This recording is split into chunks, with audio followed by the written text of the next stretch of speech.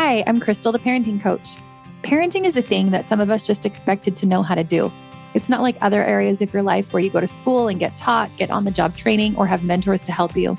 But now you can get that help here. I believe that your relationship with your children is one of the most important aspects of your life and the best way that you can make a positive impact on the world and on the future.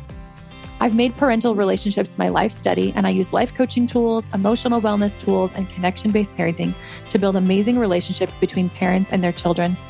If you want an even better relationship with your child, this podcast will help you. Take my parenting quiz at the link in the show notes. Once we know what your parenting style is, we will send some tips tailored to you and a roadmap to help you get the most out of my podcast. I invite you to help me spread the word by sharing your favorite episode on social media or with a friend. Don't forget to check out my new mindset journal for parents at www.coachcrystal.ca/shop, which will help you to parent calm, confident children that you love to be around. Welcome to today's podcast episode, How to Change Your Life with Master Coach Corinne Crabtree. Corinne is a master certified weight and life coach with a mission to help every woman break generational curses in order to improve their personal health and wealth. Corinne lost 100 pounds 15 years ago, and ever since, she has dedicated her life to teaching women how to do the same. Corinne Crabtree is one of the leading voices in the weight loss and business industry. She's the host of the wildly successful podcast, Losing 100 Pounds with Corinne, which has been downloaded over 50 million times in 160 countries. Over 1 million women have taken her free weight loss course, and Corinne now serves over 14,000 paid members in the No BS weight loss program. I can't wait for you to hear this interview. It was such a great interview. We cover things like parenting, motherhood, weight loss, diet culture, and business. It's a really amazing conversation. You're going to want to tune in, and I would love for you to share it on Facebook and tag both of us, and Instagram and all the things, and write a review if you love this episode. Hello, everybody, and welcome to the podcast. I have a special guest with me today. I'm super excited to bring her and her story to you guys today. It's going to be awesome. I'm actually just going to let her introduce herself, because we're going to talk all about kind of her story and how she got to where she is. So Corinne, take it away. Let us know a little bit about you. So I'm Corinne Crabtree. I am the host of the Losing 100 Pounds podcast, and I run two memberships now. I have a weight loss membership, which is what I've been doing for a long time. I also have a business membership that was born out of the weight loss membership. After I grew it, I was like, I need to help women learn how to start their businesses. Like, nobody out there is teaching them like the basics of doing it. So I grew up really broke, really poor. My mom was 17 when she had me. My daddy was 16. She was uneducated. They were divorced by the time she was 21. And I grew up eating fast food and eating buffets and going from babysitter to babysitter, eating in the car, eating as fast as you can, as much as you can, that kind of thing. And so I had a significant weight problem most of my life, and bullied, was always just always the biggest kid in the class, sat out in PE all the time, like not by choice, but because the PE teacher would tell me, no one's going to want to pick you, and I don't want to make them have to pick you. So she would just send me out, all the things. And so when I got to my 30s, I had a little boy. He was 1 year old, and I was really struggling. I had some postpartum depression, just tough time, and knew that I either needed to get my life together and figure out how to take care of myself, or I was going to be at risk probably for a very dark road. I had, in my teen years, I had attempted suicide. I just had such a hard time in my early growing up years. And so I decided to start with some walks and lose some weight, and just really, I was on a mission to just feel better. And so I lost 100 pounds and kept it off, decided I wanted to help other women lose weight. My main thing when I first started losing weight was when I was too tired to play with him, I wanted to lose weight. I never wanted to be the kind of mom that didn't have those opportunities to play with their child. My mom never did, because she was always working, and I wasn't able to play with mine simply because I was depressed and eating all the time. I remember hearing you share that story. And that was my favorite part of your story is when you were sitting there and he wanted to play with you and you were like, I can't, like, I'm too tired. And I think that really hit me because on this podcast, so many of us are moms. I'm sure dads listen also, but so many of us are moms. And I think we can relate to that, just like overwhelmed, overworked, burnt out, and then getting to the point where you're like, something has to change. Like, I didn't want to give my kids this life. Well, and that was the other part of like my motivating factor was because I was so bullied in school. I thought like the worst thing that could ever happen to my child was to be bullied for their weight. Mm-hmm. And I just remember thinking, if you don't take care of you, you're going to pass on this legacy of obesity to him. You're going to pass on all of these eating habits. And I was so checked out. Like I was a functional mom. Like from the outside, I was taking him to the park. I was doing things, but it was laborsome. Like I remember taking him to the mall and he didn't like the stroller. So I'm like over 250 pounds trying to carry him because he always liked to be up high, plus pushing a stroller. It was exhausting, like so physically hard. And I just didn't want that for him. Like it was like, I didn't want that life for me just as much as I didn't want that life for him. So like when I was first starting to lose weight, my biggest whys were tied up between like, he deserves better and I deserve better than what I was doing. So it was just really important to me. Mm-hmm. And I also love the part of your story where you talked about where you started, because it wasn't like you were like, now I'm just going to like go to the gym and do all these programs. And like, it wasn't this crazy thing. It was just like something little. Cause I think sometimes we're in the depths of it. We're just like, well, there's no way I'm like getting up and changing my everything in my life. But didn't you just start by like just walking, like just a small amount every day? I tell people all the time that one of the things that I believe in weight loss is if your diet requires you to morph into a completely human being overnight, you pick the wrong one. Like it's a no. And for me, like when I was deciding, what am I going to do? I knew that I had failed so many times at traditional diets that I was going to have to, one, lose the weight in a way that I knew that I could live my life. And at the time, I was very dependent upon food for my emotions. So anything that I did could not be overwhelming. It was not going to be like give up a lot of things and do a lot of things and stuff. I sat and thought about what did I need most? And what I needed most was some small wins. Like I just needed to see myself doing it so I wouldn't quit again. So I made an agreement that I would wake up each day and I would do something just a little bit better or a little bit different. So I always was putting my mind to work on like anytime I ate, is there something small that I can change? Because it made sense to me that if I made changes, eventually weight loss would come. If I made changes, eventually I'd feel better. So that meant the only thing I really had to battle, like one of my earliest changes was I was a McDonald's girl. Oh my God, I loved McDonald's. In fact, right now, I could get down on a fish fillet. Like I've always loved them. And people that say like, oh, it doesn't taste that good. If you've ever been a McDonald's lover, that is some bull. Like, like I was going to tell you, I still think it tastes good, but I remember I would always order a number 2 supersized with mayonnaise instead of mustard. So it was like the 2 little cheeseburgers and stuff. And I'd get a Diet Dr. Pepper, and then I would get a Butterfinger McFlurry.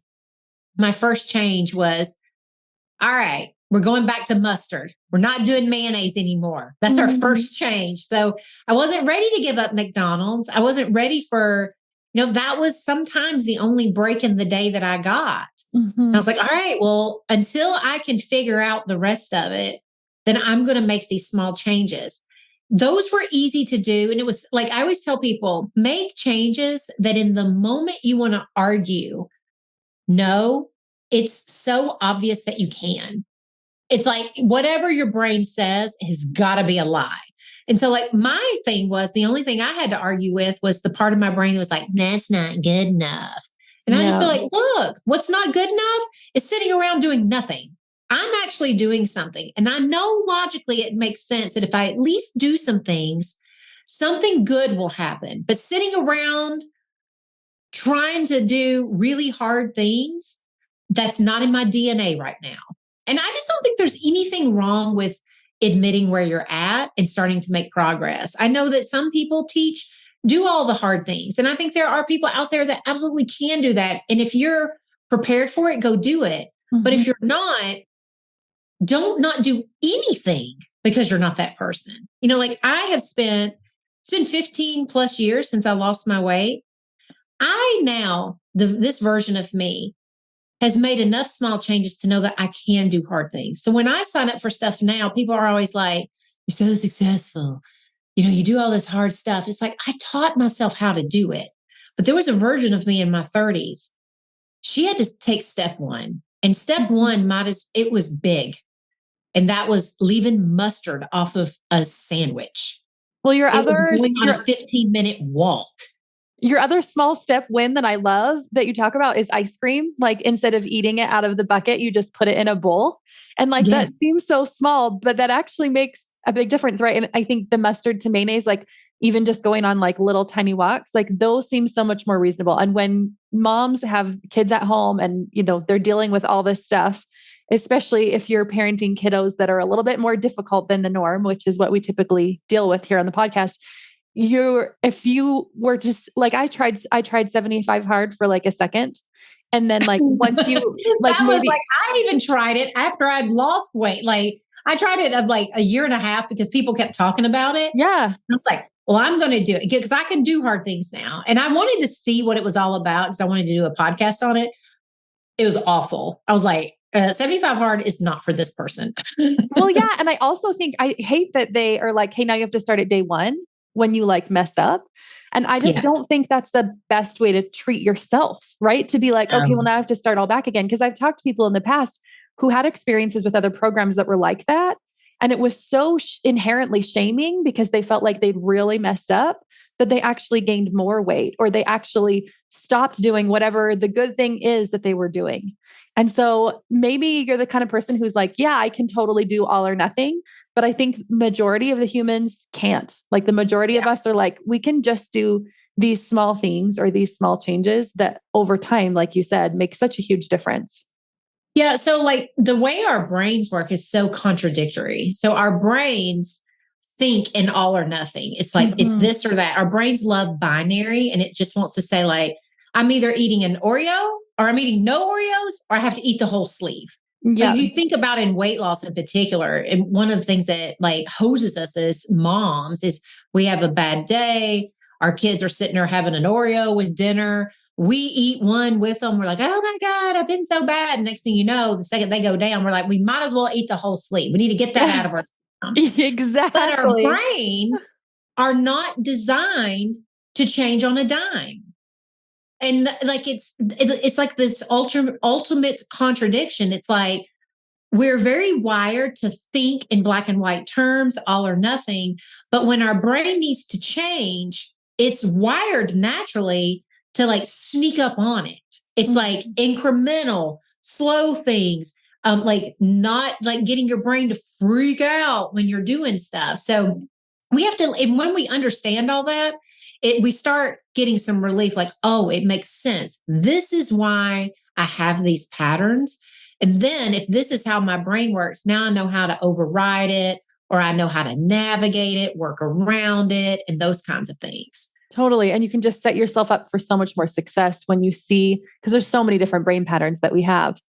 I also wonder too about your story. If you think if your son wasn't in the picture and it was just you in that same kind of a situation, do you think you would have had the same motivation to change or to grow? Or do you think it would have just kept continuing your same pattern? You know, that's a good question. Nobody's ever asked me. I don't know. I honestly, I remember when I was 17, when I attempted to take my own life, I didn't have any reasons to keep going. And then the only other time I was starting to kind of get down that path again, because I've battled depression my whole life. Like it's easy for me to just wake up one day and literally feel like the weight of the world is on my shoulders. I think he was a reason for me to, like, it was like the one thing that tripped me into, like, you just can't give up. Like, I had a husband, and I love my husband. We're still married and he's amazing and all kinds of things. But I don't think I think it's different when you have a child. Like for me, like, this was a human who relies on me, and you came out of, my belly. And so, like, there's just a different intensity there. I don't know that I would have, honestly. It's hard to say, but I would hope that no matter what, I would have chose myself over, just continuing to eat and probably go down a dark road. But I don't know that I would have. But it was very compelling for me because once I started having to tell people, like, my story, the one thing that stuck, that, like, whenever you're a success in something and people want to know how you did it, you kind of look back and you think about things that, like, made you a success. That day was the first thing that my brain left out at me. And it was like, never forget this moment. This is when it started. And this was the connection that you made. And so I don't know, because it was so laced around Logan. Yeah. And I wondered that just because I think a lot of us as moms relate to that, as, like, even though there is change and growth that we might want, we don't necessarily just, like, grab it and take it for ourselves. But when it's our kid, we're just like, oh, we want something different for them. Like, we want to change for them. We want to parent in a different way. We want to be different for them. And I do think eventually we catch up with that ourselves and work on our relationship with ourselves too. But I think it's such a good motivating change too, to be like, wait a second, like, I want something different. And like you said, you have this really unique connection with your kids. Like, it's just different than your other relationship. I also think too, just because I know mom shame comes up a lot, like, at least for me, it's always mom guilt, mom shame. If your kids, like, I coach this a lot in weight loss. I do want to say this for your listeners. Sometimes our kids, like, I coach a lot of moms who their food is so emotional for them.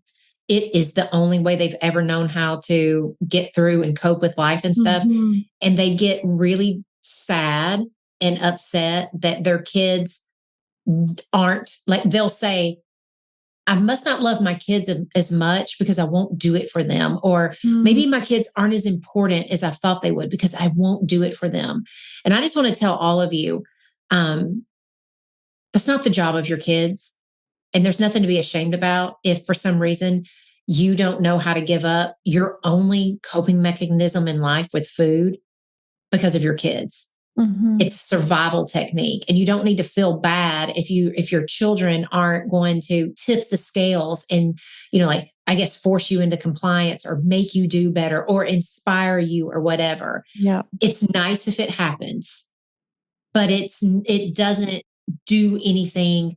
It's not wrong of you if you're not that person. And I say that because there have been things in my life that I have gone after and stuff. And my child hasn't been, I never could make that a compelling reason. Like, it just, like, I thought I should. Yeah. I thought it should be the most important. And sometimes when I wanted to just, like, there were times in my weight loss where I had lost enough weight where I felt good. I was exercising. There were all these changes that I had made. Doing it for Logan wore out. Like, it just didn't matter anymore. I couldn't even use that reason anymore. And I needed to tap into other stuff. And there was a period where I just wanted to be sexy so bad. Like, I'd always been the big girl and, nobody wanted her, and the fat friend. I had played that role so much in my life that there was a moment where just being sexy, wearing cute clothes, all that stuff, that became my driving reason. And I went through a period of feeling like that was not a good enough reason. Like, it should be deeper and stuff. And I was like, no, that's my reason. I don't have to have a reason that anybody else understands. And I don't even have to tell people what my reasons are. But I just want to free them of this idea that sometimes we're just, like, especially when we suffer with weight, like our weight and our overeating and stuff, sometimes it runs deep and there's a lot of reasons why we do it. It's a self-preservation thing that we do. It's the only way we know how to relax. It's the only way we know how to care and comfort for ourselves. Don't feel bad if your children aren't like somehow erasing all that. Thing. Yeah. Yeah. Because I think everybody's why is so unique and individual and different. And like shaming your reason for your why is going to just be another reason to stop. Yeah. Instead of just being like, it's okay. Whatever my reason is, it's okay. Because I honestly don't think like now that I've changed so much in my parenting, and that's what we talk about on here, is I don't necessarily think it is my kids that are as motivating as it is like, I want to treat myself well in a way that maybe I wasn't nurtured in the way that I needed when I was growing up. And so I want to give that to myself now for no other reason, but that I deserve that. And I can give it to myself when I want to. Yeah. So, and it doesn't take away from being a mother. You know, like where did we learn that if we're not just all sacrificing for our children, if like everything has to be about our kids, that somehow something's wrong with us? It's like, no, we get to, if you want to be number one in your life, you get to be number one in your life. Like for me, like you can ask anybody, I am number one. Seriously, I tell people all the time, it's like, I love my husband, I love my son, but at the end of the day, I am always going to take care of me first, because what I have seen in my life, everybody in my life does better when I do for me. When I'm trying to do for others too much, no one's winning as much. No, so and they don't. Long term, they don't either. And we really do it because we think that it'll be better for them, and it never is better for them. And when we can like look backwards and be like, okay, wait a second, like maybe if I took care of me first. And I think it comes from this idea of, as parents, we do this thing called personalization, where we make our kids' behavior mean something about us as parents. And so we're like, well, if we just do everything, then maybe they'll be like these perfect kids and we'll be this perfect mom, and it'll mean something about our worth or our value. And it never does. There's never like a level of enoughness that we get to where our brain's like, okay, calm down. Everything is good now. Like you're good. You have to like give that to yourself. So I think we constantly are like, give, instead of separating those two things and being like, wait, what about me? And I don't think it is selfish. I actually think it's the most selfless thing you can do for all your relationships, is to care for you first. I have a sentence that I say all the time to my clients, that the best thing that we can do for our families is to give them the best of us, not what's left of us. It's like, and I have gotten caught up in that in my past in doing that. And like the only way that I can give people the best of me is to always be filtering my decisions and things that I'm doing through, like, am I taking care of myself in this moment? Is that what's happening here? If it's not, I need to like check and see like why. And sometimes taking care of you, this is, I think, where the selfishness comes in, is we equate to taking care of ourselves to like, I don't know, doing things for ourselves, like, you know, taking a break or taking a bath and all this other stuff. Sometimes like I want to please other people. And for me, that's really important. Like if one of the things that you love most in the world is knowing that people around you are nurtured, well, yeah, it's going to feel like butt if you go and get like manicures and pedicures and you're suddenly like spending hours and hours and hours on yourself, because you've actually taken away something from yourself that you get a lot of pleasure out of. You know, people pleasing, I think moms do this all the time, but it's only people pleasing when it's at your own expense. Yeah. But my coach taught me, she's like, Corinne, there are lots of times you actually want to people please because you enjoy the pleasing part of it. So if you're enjoying it, that's not at your expense. So for all of us, it's like really taking care of yourself is so nuanced. It's not as just, you know, like you can't just make a list of self-care and check your boxes. I tried to do that for a while, and I realized like manicures and pedicures, I'm like, why do I not enjoy this? Yes. Like everybody else says we're supposed to go get them and it's self-care. And it's like, I'm sitting there and I'm just like, this sucks. I wish I was doing something else. I wish somebody just come. I don't even know why I wear nails like the whole time. And it's not because I have a hard time taking care of me. It's like, I finally decided I don't enjoy this. So when I go, I tell them, you get me, I will tip you more if you get me out of here fast. Oh, I am exactly the same way. Treatment I can get. I think that I like you said, and I think that's an important distinction, is people pleasing is only when you're doing something at the discomfort of you or at your own expense. So it's not just trying to make everybody else around you comfortable and happy and whatever, but it's also saying no to you. It's saying yes to others and saying no to you.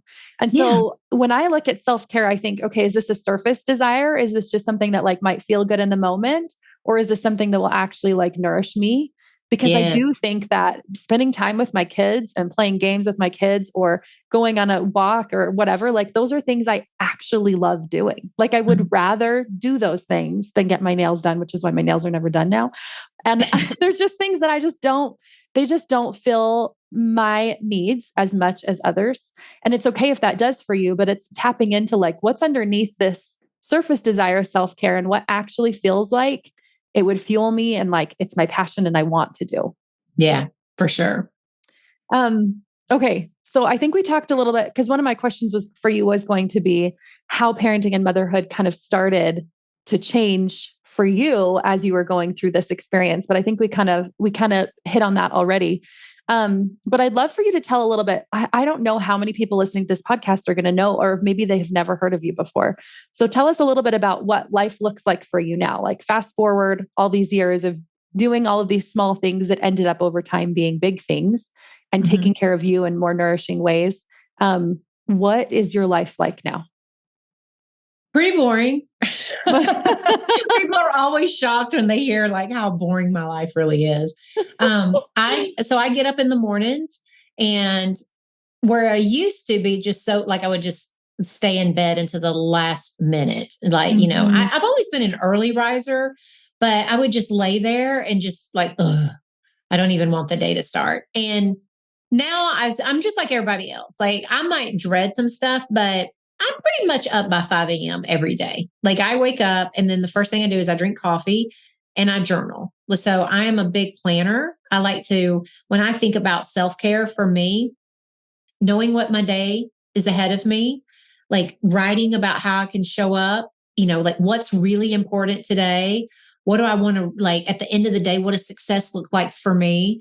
I also plan my food for the day. I like to think about like, what am I going to have today? And, and why? Like I look at my calendar. I love because like today's a busy day.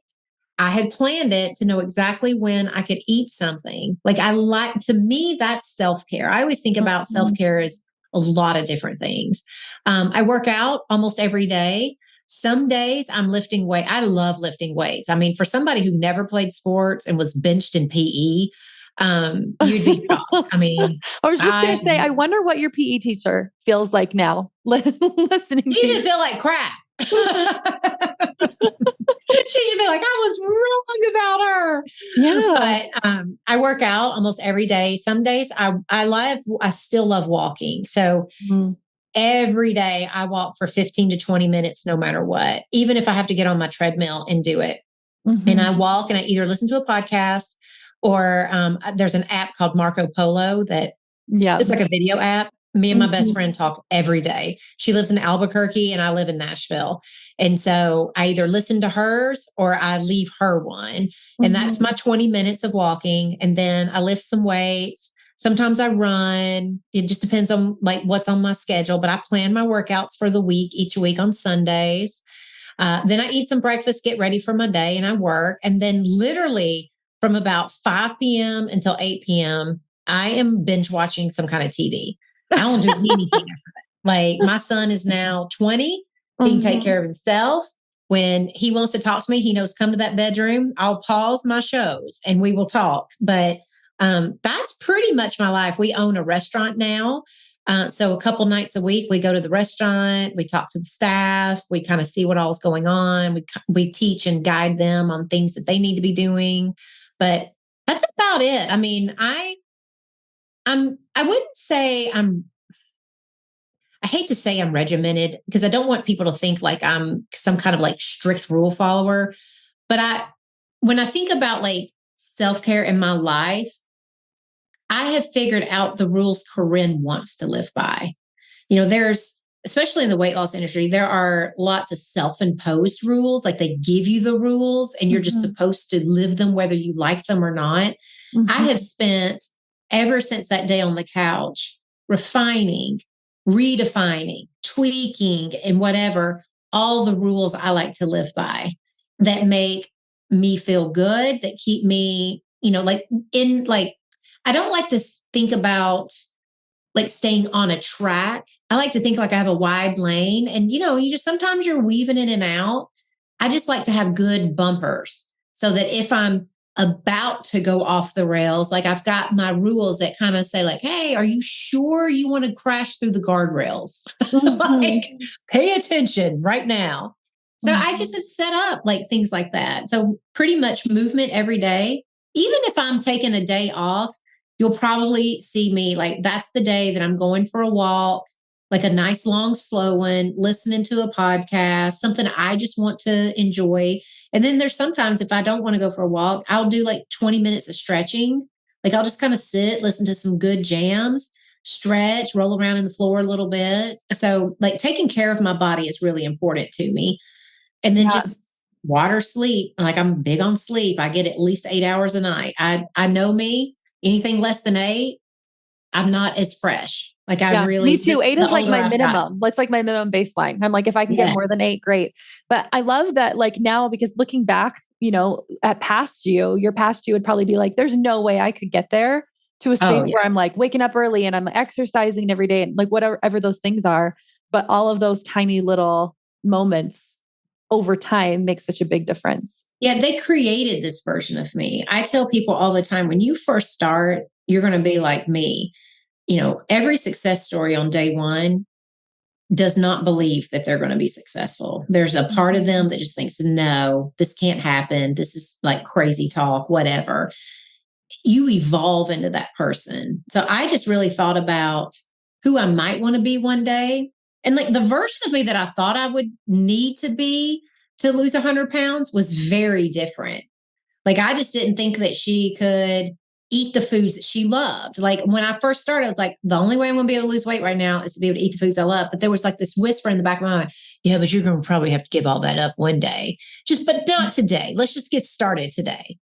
I've never given up all the foods I love. Hell, I had tater tots last night. Like, I just don't eat all the tater tots anymore. We went out to our restaurant. I came home and I had a salad, like a pre-made salad that I enjoy. I was like, I'm having some tots tonight. So my husband and I shared a small order and I just ate a few and I was like, I'm good.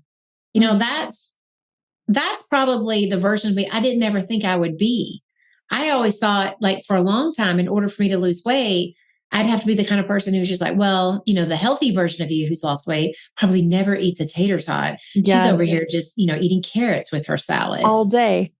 Yeah. And I've learned that there's who I thought I had to be was wrong. I just needed to get started. That's all I really needed. And then it evolved into this.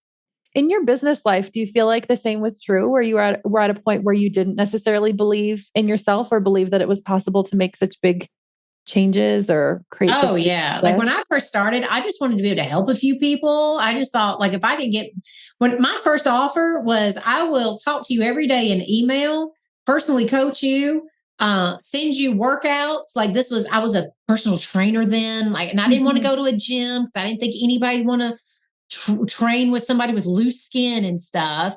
And so $20 for like all of it. Like I probably spent hours with every single person a month, just oh my goodness, all day, as much as they wanted to talk. I had no clue that this is what I would build a business and I would have 20 something employees. I would retire my husband. I would be in the Inc. 5,000. Like none of that was on the radar on day one. Day one was like, I'm going to ask somebody if they want to pay me $20 to talk to them about how to lose weight. That was my big thing. So you just never know. Like that's the big thing. Surprise yourself. Allow yourself to be wrong. If you have lots of doubts or you can't picture the future, just allow yourself to be wrong about things. And allow yourself to surprise yourself about what can happen. Yeah. I love that because I think a lot of times too, we're like, well, where do we even start? And like, I don't know what to do, or I don't know how to get a business set up or whatever. So I love that it's like, it's okay to not believe in yourself and to not know the end and to not know your how and just to charge $20 for a month's worth of work. You need to know what you're supposed to do today. Like, that's what I tell people. It's like when they get all lost in like, how am I going to make, like, let's say you want to make 100,000. It's like, you don't need to know how to make 100,000, but you need to know you need to know how you're going to go get somebody today. Like, that's the level of how that we need. Like, when you're in the early entrepreneurship land, it's all about thinking about day-to-day things. Like, how can I make sure that I talk to people today? How can I set up my social today? Like, how can I create another post? Like, like you're doing the same thing that I did with weight loss. It's all about these small things. And then over time, your entrepreneurial system starts building. There are, like, I teach frameworks. I mean, like, I have things that I teach to make it easier, like do this first, do this second, la. But if somebody comes in and they want to do it all over the place, the main thing is, are you doing something? The reason why most people never succeed is they're waiting for motivation. They're waiting for the perfect day, the perfect time, the perfect attitude. They're scheduled to clear. Their kids to not be in school, or no, oh, wait, now they're out of school and I can't do it. Like, there's always like something. It's like when you're taking action, you'll get there. When you're sitting around waiting for perfect conditions, you'll never get there. And it is like too much of perfectionism of like, well, I want it to be beautiful and amazing and perfect. It really is the same as weight loss. And I found that all of the same principles in parenting and in changing my parenting journey have been exactly the same in my business journey. It's like all the same things, like personalization. I make my results mean something about me now, like my business results or my podcast downloads or all the things. Like, we do all the same. We have the same brain patterns and we just take them through every different area of our life. So all of the things everybody would just spend a few days not making crap personal, like, just pay attention for everyone. How often are you taking your kids' accomplishments or lack of accomplishments, what your partners are saying to you, what your business results are, what you weigh, like all of these things? At the end of the day, when we're not successful, it's because we're taking in all this input and we're saying, and that means I am. Whatever your I am statement after that is, will be the indicator of either how gross your life is feeling, how hard it's feeling, or if you're not making it mean anything, it's like, I am capable, I can handle this, whatever. Like, look for your I am statement, because when we take things personally all the time, it's really hard to get what we want out of life. Yeah. And I think that advice is true for everything: parenting, business, weight loss, all the things. Yeah. Like, it's separating like me, my value, my worth, my capability, my confidence from anything else that happens around me. Okay. I have one last question for you. A lot of the people that listen to this podcast, we talk all about kind of new ways of parenting and parenting in a more conscious and connection-based way. And a lot of people who come to this because their kids are more challenging than others. And a lot of them are neurodivergent, have some sort of diagnosis, or maybe just more sensitive than other kids. And I know that that's also your situation. So I want to know how that kind of impacted all of this growth that you're talking about and the changes that you made. How did parenting a neurodivergent kid come into play there? Well, when I lost weight, I didn't know Logan had autism, and he wasn't diagnosed until he was 5. And I had lost my weight by the time he was about 2.5, 3 years old. I've always told myself the reason why I probably got my crap together so soon was because I was going to need it, because he was challenging. He, when he got diagnosed, he never had, like, he could say the words, he couldn't communicate the words. Like, he could tell you numbers and he could tell you words, but he couldn't have a conversation. He never, like, it wasn't until he was about 8 or 9 years old before he could tell me what he would want to eat. He just always ate whatever we gave him because he never could make a decision. He couldn't tell a story, those kinds of things. And that was really hard for me. I was I've always been very talkative, very conversational, and raising him, I had to learn how to not be so hard on myself, because I took so much guilt, so much responsibility. Like, I've done this to him. Or if he wasn't progressing, it was always like, we talk about I am statements. It was like, well, if I was a better mother, he'd be further along. And there was a lot of times too, I didn't want to be around him. Like I had to work with my coach. This was in his teen years. It was really hard for me because once he got language, it didn't stop. Mm. No off button for him sometimes. And during his teen years, it was the toughest because now we were having to teach him like pace of conversation, how to know when someone's checking out, like, just the nuances. He just never picked that up naturally. And I used to beat myself up because I'd have a long day and he'd want to talk to me and I would just not want to be with him. And I got coached several times. And the most powerful thing my coach ever said to me, and I've been with her for 4 years, and this is the one thing that every penny I've ever paid her was worth it. She said, Corinne, where did you learn that when you're sitting there and you don't want to hear it, but you are listening, that that's not mothering? Where did you learn that that's being a bad mother? And so from that moment on, it just freed me to think like every moment, like I get to be human too. I don't have to love everything my child does every second.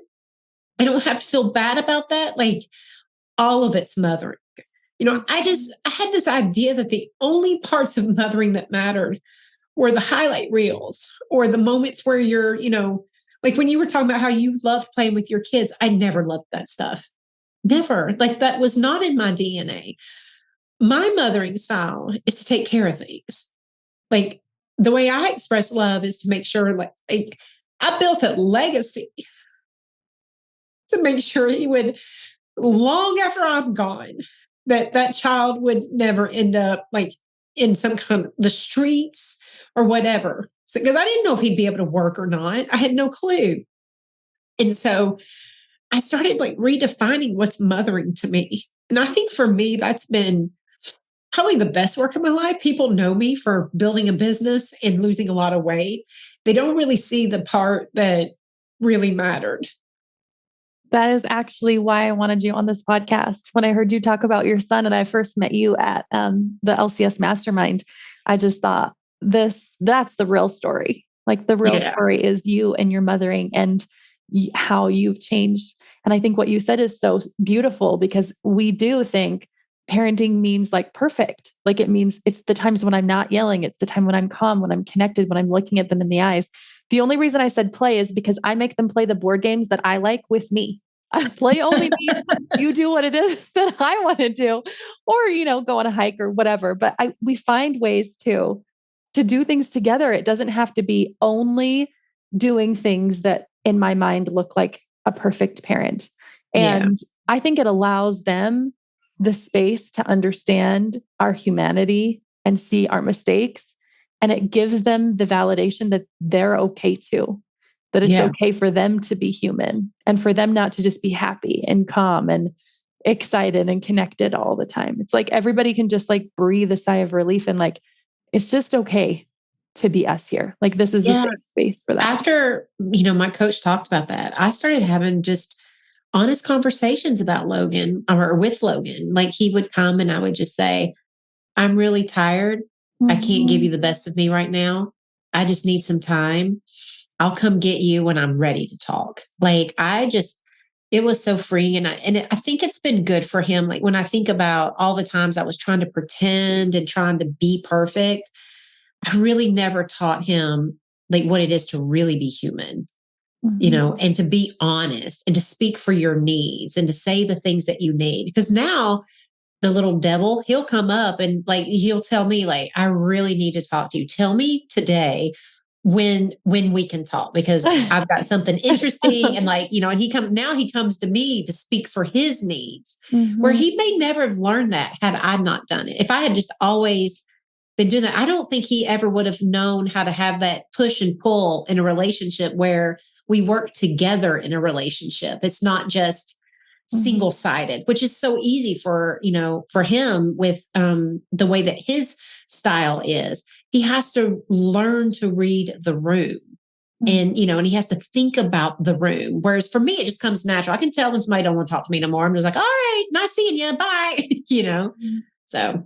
Yeah. Yeah. And I talk so much on this podcast about how the way that we really teach our kids is by our being, like who we are and how we show up. And so you're showing up for your needs and you're showing up for your own humanity and mistakes and all of the things that comes with being human gives him an opportunity to do that too. And I think that's like most beautiful thing we can give our kids is to like drop this idea of perfection and just be like, it's just good enough. And sometimes good enough looks like 0%. And sometimes it looks like 100. And sometimes it looks somewhere in between. And that's all just part of being human. Exactly. Okay. Thank you. This was so good. This was exactly the conversation that I wanted to have and bring my audience. And thank you for taking time to share your story and being so open and vulnerable with this experience, because as we know, it is a struggle. It is a challenge to parent kids that are a little bit different than maybe we thought they were going to be and think differently. But also like the most beautiful and expansive gift too. So thank you. Thank you for coming on. And before we head off, will you just tell people how they can connect with you? Yeah. If you're interested in any help in weight loss, you can go to nobsfreecourse.com and you can sign up for my free course. And if you're interested in business and entrepreneurship, you can go to nobsbusinesswomen.com and you can see what we're doing over there. So we do a lot of amazing things in the No BS worlds. So we would love to have you. Yeah. And I will have all this linked in the show notes. She has a great Instagram and podcast also that you can start with too. And I will have all the links below. Thank you. Thank you. Thanks for listening. If you'd like to help spread this work to the world, share this episode on social media and tag me. Send it to a friend or leave a quick rating and review below so more people can find me. If you'd like more guidance on your own parenting journey, reach out.